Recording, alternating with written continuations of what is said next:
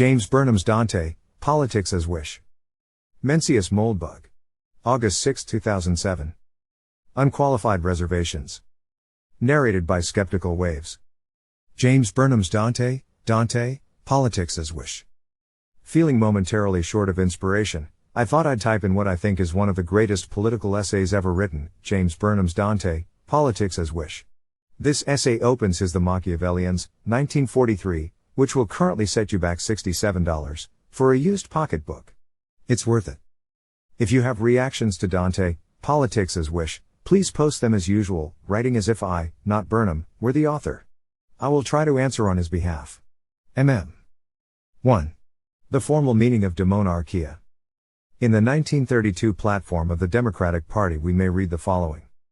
Believing that a party platform is a covenant with the people to be faithfully kept by the party when entrusted with power, and that the people are entitled to know in plain words the terms of the contract to which they are asked to subscribe, we hereby declare this to be the platform of the Democratic Party.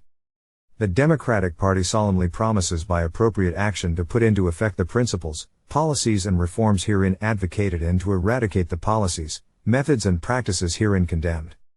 We advocate 1. An immediate and drastic reduction of governmental expenditures by abolishing useless commissions and offices, consolidating departments and bureaus, and eliminating extravagance, to accomplish a saving of not less than 25% in the cost of the federal government. 2. Maintenance of the national credit by a federal budget annually balanced on the basis of accurate executive estimates within revenues. 3. A sound currency to be preserved at all hazards. We condemn. 4. The open and covert resistance of administrative officials to every effort made by congressional committees to control the extravagant expenditures of the government. 5. The extravagance of the Farm Board, its disastrous action which made the government a speculator in farm products. To accomplish these purposes and to recover economic liberty we pledge the nominees of the convention. That the nominees upheld the pledge was made clear by the candidate for the presidency on July 2, 1932, when he spoke in public acceptance of the nomination. As an immediate program of action we must abolish useless offices.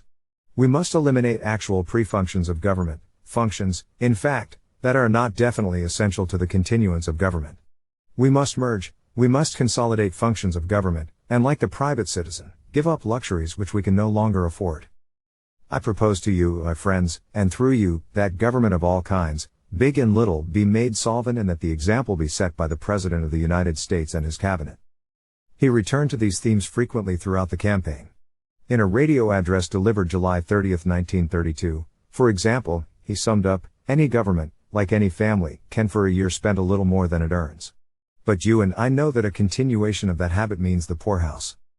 What are we to make of the words in these several quotations? They would be easy enough to explain if we could assume that the men who wrote them were just liars, deliberately trying to deceive the people. There is, however, no convincing evidence that would permit us to draw so cynical a conclusion. Are we to believe, then, that they were utterly stupid, with no understanding of economics or politics or what was going on in the world? Taking the words as they stand, this would seem to be the only alternative conclusion. But this also does not seem very plausible. These men and their associates, though they doubtless knew less than everything and less than they thought they knew, were surely not so ignorant as to have believed literally what the words seem to indicate. There is some further puzzle here. Perhaps the words do not really have anything to do with cheap government and sound currency and balanced budgets and the rest of what appears to be their subject matter. We are asking questions about the meaning of the words men use in connection with political and social affairs. In order to avoid bias from partisan feelings of the moment and to seek a greater generality in the answer, I shall briefly examine these same questions as they arise from words written more than 6 centuries ago. Dante Alighieri, besides the most wonderful poem ever written, finished only one other major work. This was a treatise on politics, which he called De Monarchia, a title that may be translated as On the Empire. De Monarchia is divided into 3 books, each of these subdivided into numerous chapters. The general subject stated by Dante is the knowledge of the temporal monarchy, which is called empire, by which is meant a unique princedom extending over all persons in time. The topics for the 3 books are explained as follows. In the first place we may inquire and examine whether the unique empire is needful for the well-being of the world. In the second, whether the Roman people rightfully assumed to itself the function of monarchy. And in the third, whether the authority of the monarchy depends immediately upon God, or upon some other minister or vicar of God. The empire Dante has concretely in mind is the Holy Roman Empire of medieval times, which he mistakenly believed to be the continuation of the ancient Roman Empire. In answer to his three main inquiries, he maintains, first, that mankind should be governed by a single empire or state, second, that this sovereignty is properly exercised by the Holy Roman Emperor, conceived as the continuator of the ancient Roman Emperor, and third, that the political authority exercised by the emperor is independent of the authority of the Pope, and the Church, as Dante puts it, depends immediately on God. To establish the first point, that there should be a single unified world state, the world that Dante had in mind was of course Europe and the littoral of the Mediterranean, but no such restriction is made in his argument, and his reasoning applies as well, or as ill, to the entire world as to the world he knew. Dante begins by stating certain first principles, which, he believes, are the necessary foundation for all political reasoning. The ultimate goal for all mankind is the full development of man's potentialities, which means in the last analysis eternal salvation and the vision of God. The aim of temporal civilization is to provide the conditions for achieving this ultimate goal, chief among which is universal peace. A variety of subtle arguments, distinctions and analogies shows that this condition, and in general the organization of the collective life of mankind in such a way as to permit the reaching of the ultimate goal, can only be carried out through unity of direction. God, moreover, is supreme unity, and, it being his intention that mankind should resemble him as much as possible, this can be done only when mankind is also unified under a single ruler. The motion of the heavens is regulated by the single uniform motion of the outermost sphere, the primum mobile, and man should strive, to imitate the heavens. Only a unified political administration can check tyrannical governments and thus give men freedom, can guard the freedom of others by being itself wholly free, can guarantee concord and harmony, which always presuppose unity. These arguments, which prove that there should be a single unified political administration for all mankind, led by a single ruler, are historically substantiated by the fact that the incarnation of Christ took place under the temporal rule of the Emperor Augustus. In the second book, Dante considers and accepts the claim of the Roman people to the seat of the universal empire. It is justified by the nobility derived from their descent from the Trojan Aeneas, and by numerous miracles which God worked to give witness to the claim. The Roman public spirit showed that they were aiming at the right, and thus must have had right on their side. Furthermore, the legitimacy of their claim was proved by the fact that the Romans had the effective faculty of ruling, the power to rule, whereas all other peoples failed in effective rule, as noted in the scriptures and other sacred writings. Finally, the sacrifice of Christ would not have been valid in erasing the stain of original sin from all mankind unless Pilate, as the representative of Rome, had valid authority to pronounce judicial sentence upon all mankind. Book 3 discusses the ever-recurring problem of the relations between church and state, the question, as Dante's time saw it, whether the political ruler had independent authority and sovereignty, or was subordinate to the spiritual authority of God's vicar on earth, the Pope. The question must be judged, Dante argues, on the fundamental principle that whatever is repugnant to the intention of nature is contrary to the will of God. The truth has been obscured by a factious spirit, and by a failure to recognize the primary authority of the Bible, the decrees of the councils and the writings of the fathers. The argument for the subordination of the empire, that is, the state, to the church on the basis of the analogy of the subordinate relation of the moon, representing the empire, to the sun, representing the church, is without weight because the analogy is false, and even if it were true, does not really establish the dependence. Nor are various often quoted instances in the Bible any more conclusive. Christ gave Peter, representing the church, the power to loose and bind, but expressly limited this power to the things of heaven, not of the earth. The donation by which the Emperor Constantine, after his conversion and cure of leprosy, granted authority over the empire to Pope Sylvester, was invalid, since it was contrary for him to make the grant or for the Pope to receive it. The apologists for papal supremacy made a strong point of the famed donation of Constantine, and Dante was plainly troubled by it. The donation was proved a forgery by Lorenzo Valla in the 15th century, the argument that there cannot be two supreme individuals of the same kind, and, since the Pope cannot be regarded as inferior, he must be held superior to the temporal ruler, does not hold. The spiritual and temporal authorities are of two different kinds, and the individual supreme in one order might well be inferior in the other. Positively indicating the independence of the temporal rule from the spiritual are such facts as that Christ, Paul and even the angel who appeared to Paul acknowledged the temporal authority of the emperor.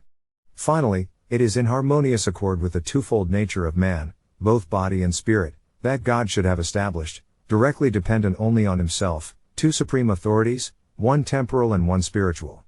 The temporal ruler, then, is in no way subordinate, in temporal things, to the spiritual ruler, though it may be granted that he should properly give that reverence to the spiritual ruler which is due him as the representative of eternal life and immortal felicity. Let us consider this outline of what may be called the formal argument of demonarchia. In the first place, we may note that Dante's ultimate goal, eternal salvation in heaven, is meaningless since heaven exists, if at all, outside of space and time, and can therefore have no bearing on political action. Second, the lesser goals derived from the ultimate goal, the development of the full potentialities of all men, universal peace, and a single unified world state, though they are not perhaps inconceivable, are nevertheless altogether utopian and materially impossible. Third, the many arguments that Dante uses in favor of his position are, from a purely formal point of view, both good and bad, mostly bad, but, from the point of view of actual political conditions in the actual world of space and time and history, they are almost without exception completely irrelevant.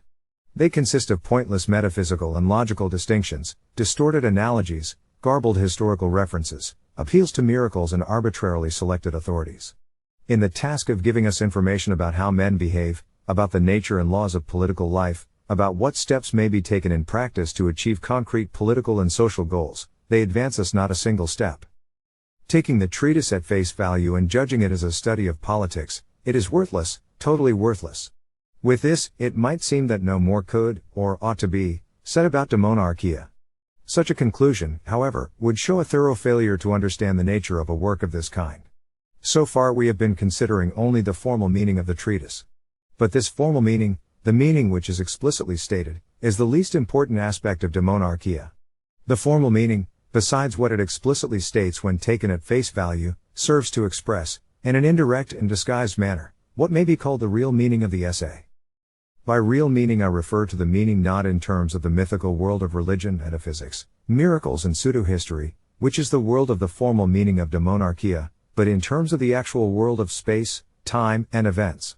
To understand the real meaning, we cannot take the words at face value nor confine our attention to what they explicitly state, we must fit them into the specific context of Dante's times and his own life. It is characteristic of demonarchia, and of all similar treatises, that there should be this divorce between formal and real meanings, that the formal meaning should not explicitly state but only indirectly express, and to one or another extent hide and distort, the real meaning. The real meaning is thereby rendered irresponsible, since it is not subject to open and deliberate intellectual control, but the real meaning is nonetheless there. I am arbitrarily defining the distinction between formal meaning and real meaning in the sense I have indicated, and I shall continue to so use it. The distinction has nothing to do with the psychological question whether Dante, or any other writer who may be in question, consciously attempts to deceive his audience by hiding the real meaning behind the facade of the formal meaning. The disguise is there, independently of any intention, and deception, including self-deception, does often occur. It is possible, of course, as we shall see further, that the formal meaning and the real meaning should be identical, and it is an object of science to see that, so far as possible, they are. What, then, is the real meaning of demonarchia? 2. The real meaning of demonarchia. From the 12th to the 14th centuries, many of the chief disputes and wars in feudal Europe focused around the struggle between the Guelphs and the Ghibellines. The exact origin of these two great international factions is not altogether clear. They first came into prominence in the year 1125, in a conflict over the succession to the Emperor Henry V, a member of the Hohenstaufen family. His son, Frederick, supported by the great nobles, claimed the empire, which was not, however, a hereditary office. He was opposed by the Pope and by many of the lesser nobles, whose candidate was Lothair, the Duke of Saxony. Lothair was elected, but upon his death in 1137 was succeeded by the brother of Frederick, the Hohenstaufen Conrad, who was in turn, in 1152, followed by the great Hohenstaufen, Frederick Barbarossa. The Guelph faction took its name from the party of Lothair, and the Ghibelline, from the party of the Hohenstaufen. The exact significance of the division varied from period to period, but in general line up and most of the time, the Guelphs were the party of the papacy, the Ghibellines, the party of the empire. On the whole, the greater feudal nobles were Ghibellines, especially in the Germanic states and in Italy. As a counterweight to them, the Pope brought many of the Italian city-states into the Guelph camp, in particular the rising burgher class of the city-states, which was already in internal conflict with the great nobles at home. This distinction, however, holds only in general, often adherence to one or other of the factions was a device to secure special and temporary advantages independent of the overall division. For example, the House of France during the 13th century inclined toward the Guelphs in order to secure leverage against the empire. Two of the junior members of the French royal family, Charles of Anjou and Charles of Valois, were among the leading champions of the Guelphs. The Italian cities, similarly, often chose sides in such a way as to aid them most in meeting local and immediate problems. By the latter half of the 12th century, the emperor ruled over most of the Germanic areas and the kingdom of the Two Sicilies, which included most of southern Italy. The major expansive aim of the empire was to secure control of the cities of northern Italy, the richest and most prosperous cities of all Europe. The object of the papacy and of the cities themselves, or at least the burghers of the cities, was to block the advance of the empire. The papacy set out to destroy the Hohenstaufen family, which led the empire, and which the popes rightly understood to be the core of the Ghibelline faction. After a century of struggle, this was done. The hold of the empire on the kingdom of the Sicilies was broken by the Guelph, Charles of Anjou, and the last of the Hohenstaufen family, the Romantic Conradin, was slaughtered after his defeat by Charles in the Battle of Tagliacozzo, in 1268, 3 years after the birth of Dante. The struggle, however, continued, and the empire still kept its dreams fixed on the Italian cities. Now Florence, Dante's own seething, rich, dynamic city, the leader of Tuscany and one of the chief states of the late medieval world, became a great and uncompromising bulwark of the Guelph faction. Machiavelli, in his History of Florence, describes how internal conflicts within Florence broadened to join the international Guelph-Ghibelline division. In the course of a private quarrel, a group headed by the Uberti family assassinated a member of the Buondelmonti family.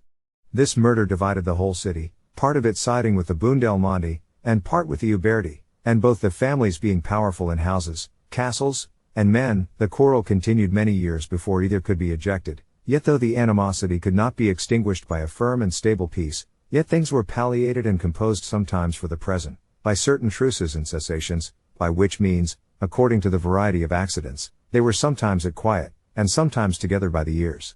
In this condition Florence continued till the reign of Frederick II, of Hohenstaufen, emperor from 1215 to 1250, who being king of Naples, and desirous to strengthen himself against the church, to corroborate his interest in Tuscany, joined himself to the Uberti and to their party, by whose assistance the Buondelmonti were driven out of Florence, and that city, as all Italy had done before, began to divide into the factions of the Guelphs, and the Ghibellines.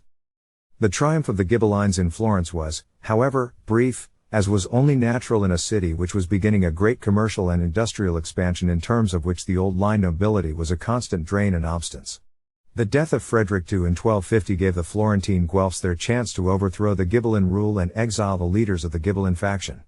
The Ghibellines returned temporarily to power after a victory in 1260, but were again and definitively driven out, with the help of Charles of Anjou, in 1266, a result which was a phase of the broader campaign of the Pope and Charles against the last of the Hohenstaufen.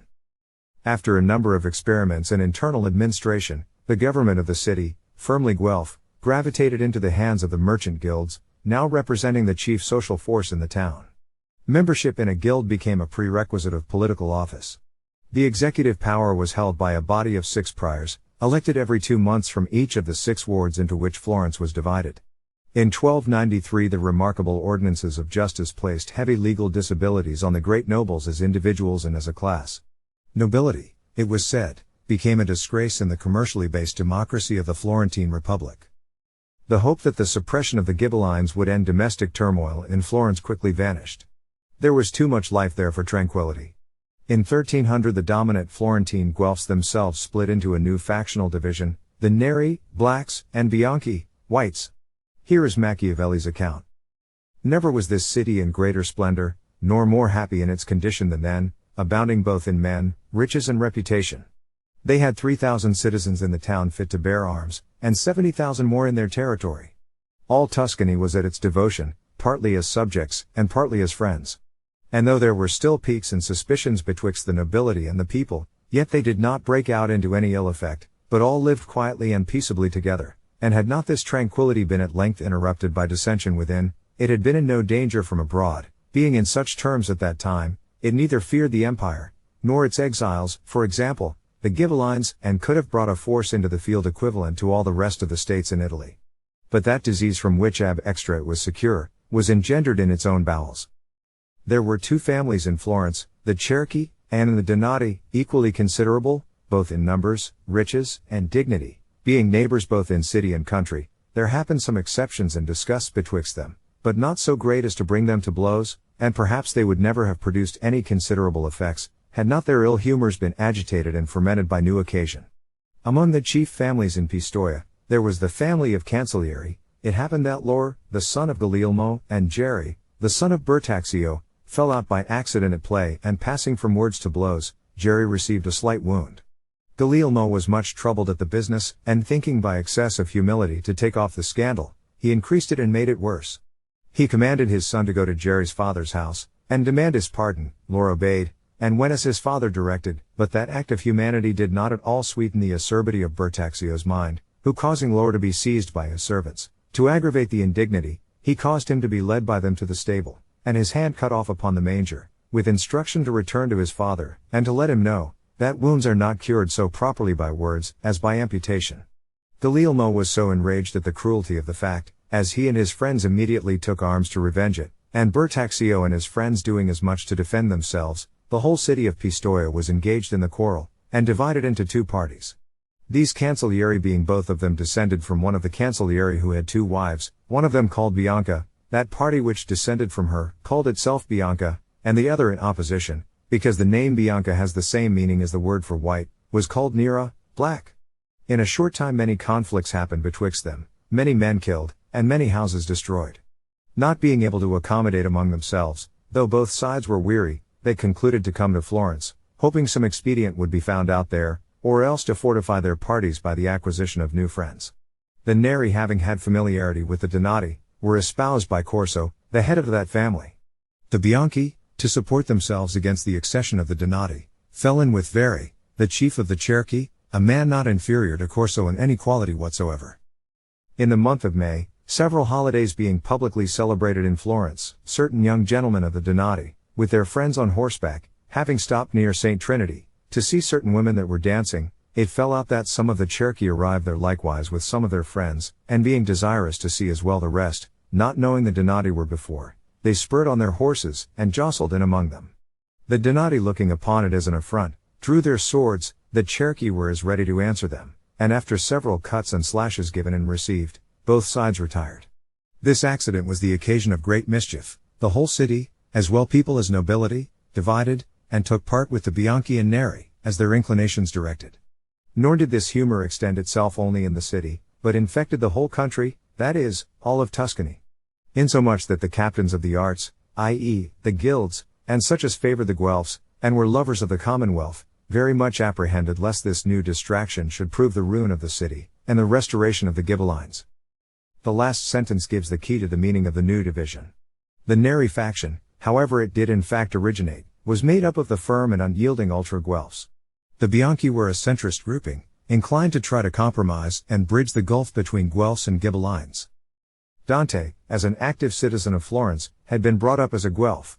He had enrolled in the Guild of Druggists and Physicians in order to be eligible for political office.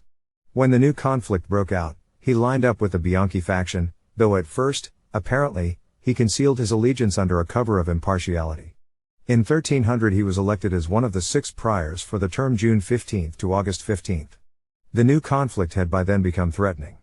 Dante and his fellow priors, as the chief magistrates of the city, made the mistake of trying to resolve it by banishing simultaneously several leaders of both factions.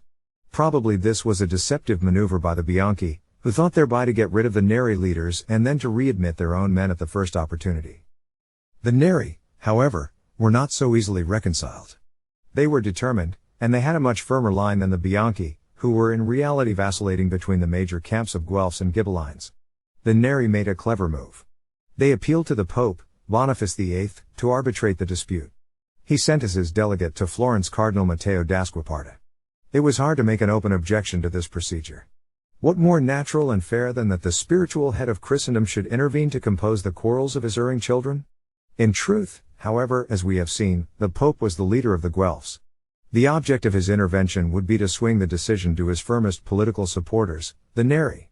This the Bianchi well knew, and they therefore refused to accept the offices of Cardinal Matteo, who departed, leaving the city under an interdict. The religious arm having failed, Boniface turned to the secular. He called upon his old allies of the House of France. At his request, Charles of Valois, brother of King Philip, came to Italy. On November 1, 1301, he entered Florence in great state, still nominally as arbitrator and pacifier. He quickly arranged a purge of the Bianchi. There was issued, on January 27, 1302, a decree of fines and 2 years' banishment against Dante and a number of his colleagues. When this was disregarded, a sterner decree was published on March 10, calling for the death by burning of Dante and 14 others if they should fall into the hands of the Republic. They were forced thus into exile. There then occurred what had been sure from the beginning of the Neri-Bianchi division.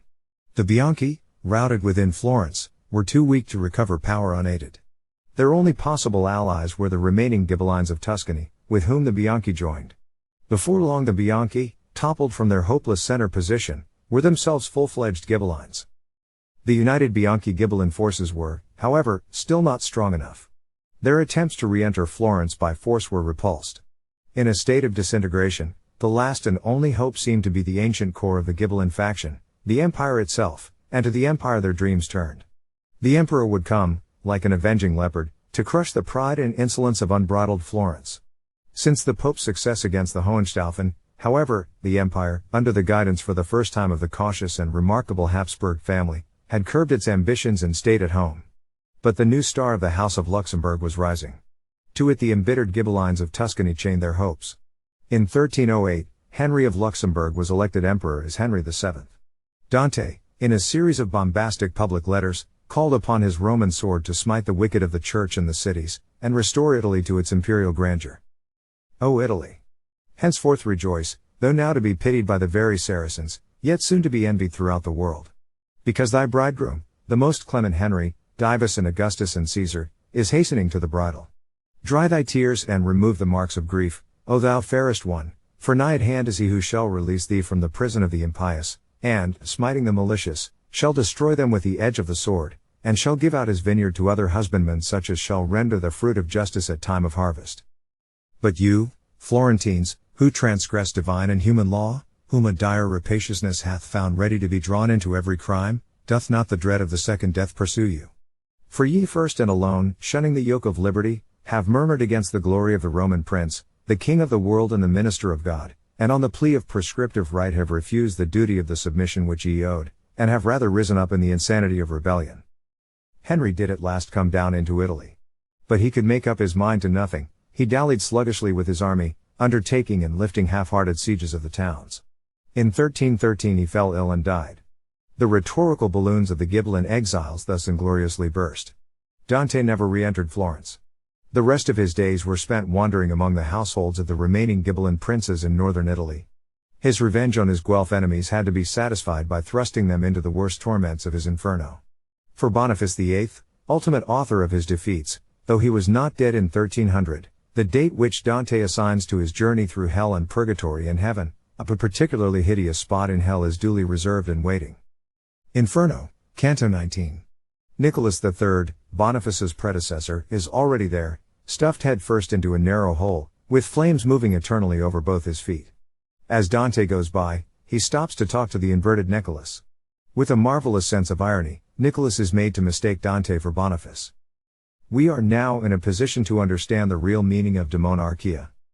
Eternal salvation, the highest development of man's potentialities, everlasting peace, unity, and harmony, the delicate balance of abstract relations between church and state, all these ghosts and myths evaporate, along with a whole elaborate structure of theology, metaphysics, allegory, miracle, and fable.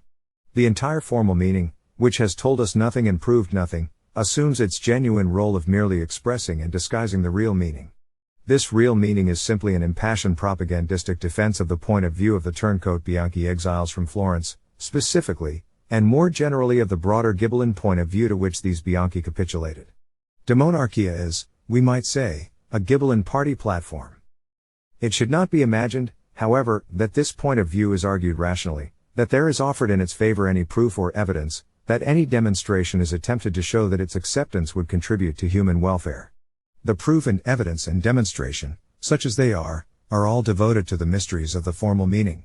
The real meaning is expressed and projected indirectly through the formal meaning, and is supported by nothing more than emotion, prejudice, and confusion. The real aims are thus intellectually irresponsible, subject to no intellectual check or control. Even if they were justifiable, the case for them is in no degree established. The ostensible goals of the formal argument are noble, high-minded, what people often call idealistic. This serves to create a favorable emotional response in the reader, to disarm him, to lead him to believe in the goodwill of the author. The unwary reader carries this attitude over to the practical aims of the real argument. But what of these latter aims, what do they concretely amount to? When we dig behind the formal facade, they emerge as vengeful and reactionary. They are the aims of an embittered and incompetent set of traitors.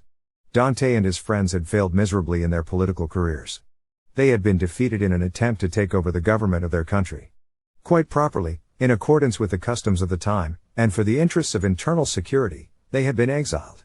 They then joined with the disintegrated forces of earlier exiles, whose only wish was to revenge themselves on Florence, and to destroy her power. The enlarged group also failed. They then crawled slavishly to the feet of the Republic's oldest and most thorough enemy, the Emperor, begging him to do what they were too weak and too stupid to have done. The aims of the empire in northern Italy were very far indeed from eternal salvation, universal peace, and the highest development of man's potentialities. The empire clutched greedily after the amazing wealth and resources of these remarkable cities, and dreamed of reducing their proud, fierce independence to the tyrannical rule of its Gauleiters. In those days, by an odd conjuncture, the papacy with the Guelph faction was supporting the most progressive developments in society. It was the newly rising class of burghers in the cities that was just beginning to break the now withering hand of feudalism. The burghers were expanding trade and industry, already the splendid woolens finished in Florence, and the gold piece, florins, they were called, which its citizens had resolved to protect against the hitherto universal practice of debasement, were becoming known throughout the Western world. The merchants were reopening among men links of social communication that involved more of life than war and pillage. Nor was it merely trade and industry that were advancing, the new riches were being transformed into an art that was perhaps the most magnificent the world has ever known. Giotto himself was Dante's contemporary, and were stimulating a renewed interest in the endless possibilities of a more truly human knowledge. Naturally, the great nobles looked with alarm. They in their ways could have little place in this new world. The economic position of the nobles rested on the land, on an agriculture carried out by serfs and villains tied to the soil. The burghers wanted men to work in the shops. The cities subordinated the countryside to themselves, exploiting itself ruthlessly, it is true, to supply cheap food and raw materials. The nobles were trained only for war conducted as the personal combat of knights, and political intrigue. The burghers wanted less war, because it interfered with commercial prosperity, and, when it came, wanted it for valuable economic ends, a port or a source of supplies or a market. They wanted a politics and government by law instead of by personal privilege. The great nobles, in short, and their party, the Ghibellines, wanted to stop history short, wanted to go back to their full day, which was already beginning to end, its twilight first seen in these Italian cities. Dante, whom commentators willing to judge from surfaces are so fond of calling the first modern man, the precursor of the Renaissance, was their spokesman. His practical political aims toward his country were traitorous, his sociological allegiance was reactionary. Without his exile, true enough, it may well be that he would never have written his poem. A rotten politics, which besides had no appreciable influence on the course of political events, was no doubt a small price to pay for so marvelous a human gain. But there is an intellectual advantage in separating the two, the poetry and the politics, for judgment. 3. The typical method of political thought. It is easy to dismiss de monarchia as having a solely historical, archaic, or biographical interest. Few now would consider it seriously as a study of the nature and laws of politics, of political behavior and principles. We seldom, now, talk about eternal salvation in political treatises. There is no more holy Roman Empire. Scholastic metaphysics is a mystery for all but the Neo-Thomists. It is not fashionable to settle arguments by appeal to religious miracles and allegorical parables from the Bible or the Fathers. All this is so, and yet it would be a great error to suppose that Dante's method, in De Monarchia, is outworn. His method is exactly that of the democratic platform with which we began our inquiry. It has been and continues to be the method of 9/10, yes, much more than 9/10, of all writing and speaking in the field of politics. The myths, the ghosts, the idealistic abstractions, change name and form, but the method persistently remains. It is, then, important to be entirely clear about the general features of this method. They may be summarized as follows. 1. There is a sharp divorce between what I have called the formal meaning, the formal aims and arguments, and the real meaning, the real aims and argument, if there is, as there usually is not, any real argument. 2. The formal aims and goals are for the most part either or altogether supernatural or metaphysical transcendental, in both cases meaningless from the point of view of real actions in the real world of space and time and history, or, if they have some empirical meaning, are impossible to achieve under the actual conditions of social life. In all three cases, the dependence of the whole structure of reasoning upon such goals makes it impossible for the writer, or speaker, to give a true descriptive account of the way men actually behave. A systematic distortion of the truth takes place. And, obviously, it cannot be shown how the goals might be reached, since, being unreal, they cannot be reached. 3.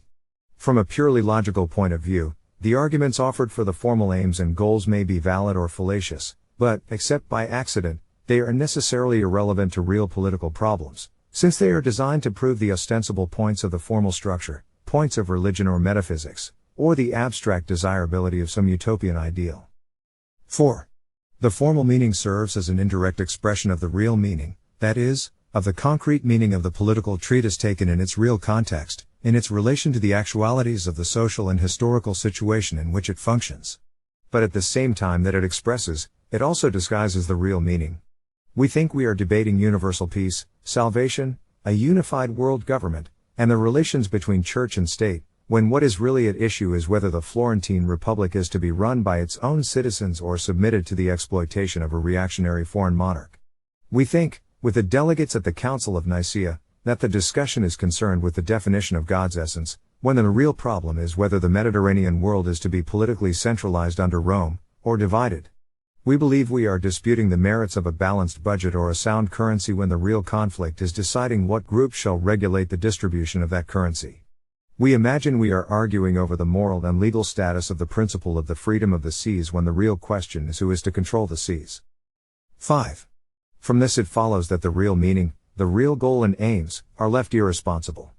In Dante's case the aims were also vicious and reactionary. This need not be the case, but, when this method is used, they are always irresponsible. Even if the real aims are such as to contribute to human welfare, no proof or evidence for this is offered. Proof and evidence, so far as they are present at all, remain at the formal level. The real aims are accepted, even if right, for the wrong reasons. The high-minded words of the formal meaning serve only to arouse passion and prejudice and sentimentality in favor of the disguised real aims. This method, whose intellectual consequence is merely to confuse and hide, can teach us nothing of the truth, can in no way help us to solve the problems of our political life. In the hands of the powerful and their spokesmen, however, used by demagogues and hypocrites or simply the self-deluded, this method is well designed, and the best, to deceive us, and to lead us by easy routes to the sacrifice of our own interests and dignity in the service of the mighty. The chief historical effects of the French Revolution were to break up the system of the French monarchy, with its privileged financiers and courtiers, to remove a number of feudal restrictions on capitalist methods of production, and to put the French capitalists into a position of greater social power. It might have been argued, prior to the Revolution, that these goals promised to contribute to the welfare of the French people and perhaps of mankind. Evidence for and against this expectation might have been assembled. However, this was not the procedure generally followed by the ideologists of the Revolution.